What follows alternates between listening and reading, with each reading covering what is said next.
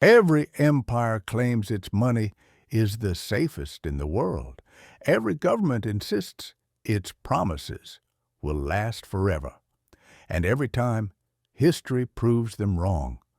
From Rome to France, from the Confederacy to modern Lebanon, people have woken up to find that the systems they trusted most had stolen their future, their savings rendered worthless, their salaries meaningless. Collapse is not rare. Collapse is the rule. The real question isn't whether financial systems fall. It's how you protect yourself when they do. The illusion of permanence is the greatest financial mistake of all. We look at our bank accounts and national currencies and assume they're solid. But money is not always solid. Money is trust, and trust can vanish overnight. That's why history is both brutal and useful. Every collapse leaves behind patterns, lessons, and warnings about what truly preserves wealth and what turns to dust. And if you look closely, you'll see that the survivors of these collapses were never the ones who trusted most, but the ones who doubted first. The lesson of Byzantium, the Byzantine Empire, the eastern half of Rome that survived 1,000 years after the West fell, built its economy around a gold coin called the solidus. It was so reliable that merchants across Europe, the Middle East, and Asia accepted it without question.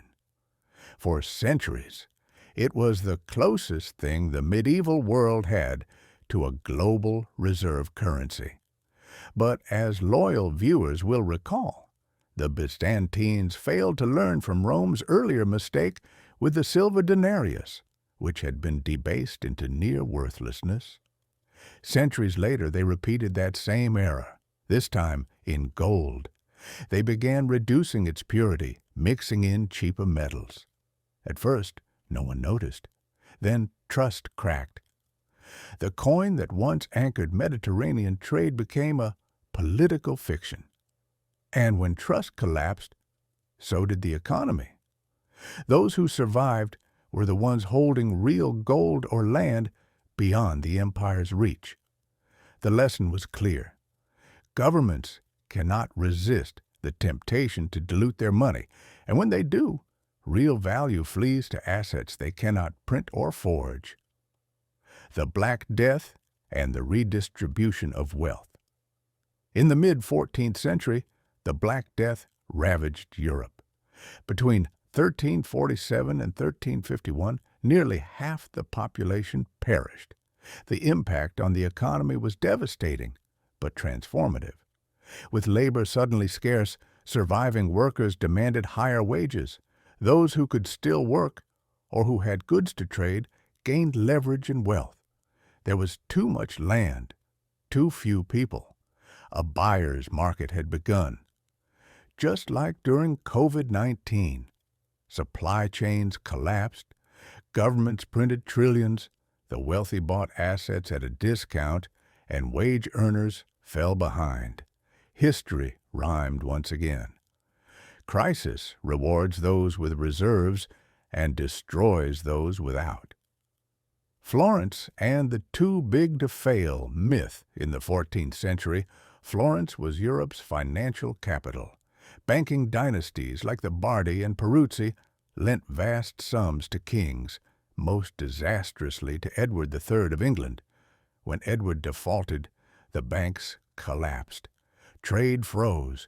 Ordinary citizens were ruined. That was when the myth of too big to fail was born. Institutions exist to profit, not to protect you. And when they fall, they take you down with them. The death of money. In the American Civil War, during the U.S. Civil War, both sides resorted to printing unbacked paper currency. The greenback in the North and the grayback in the South. Inflation soared everywhere, but in the South it was catastrophic. Salaries became worthless, prices exploded, and paper money died.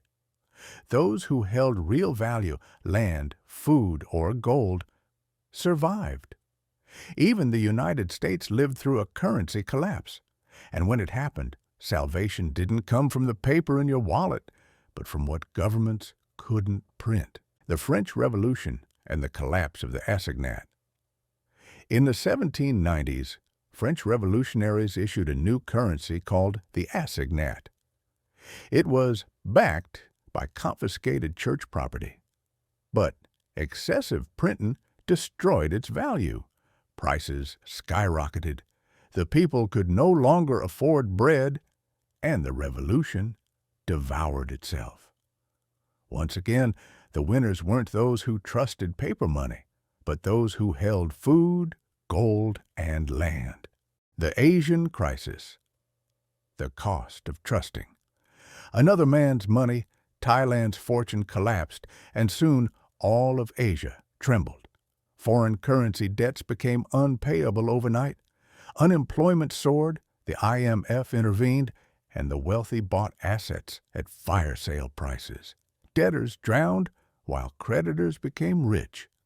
Lesson: borrowing in someone else's currency is a death trap.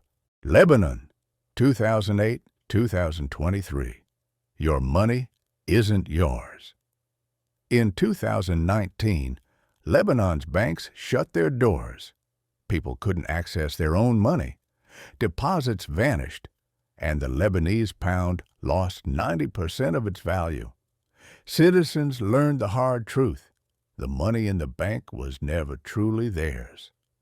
The U.S. crisis in 2008, the pandemic money printing of 2020, and the 2023 bank failures all echoed the same pattern. When trust disappears, the system collapses. How people survived in Byzantium, gold in the Black Death, liquidity in Florence, distrust of institutions in the Confederacy, tangible goods in France, food and land in Asia, avoiding foreign debt in Lebanon, leaving the banks early. Those who survived were the ones who held on to reality. Collapse equals risk plus opportunity. For the unprepared, financial collapse meant ruin. For the prepared, it became opportunity. After the Black Death, peasants became landowners. After 2008, those with cash bought homes cheaply. True protection wasn't just defense. It was seeing the opportunity hidden in chaos. Because wealth isn't just what you own, it's what you can do. Those who baked, repaired, produced, or traded always rose after every collapse. In crises, money loses meaning, but production gains it.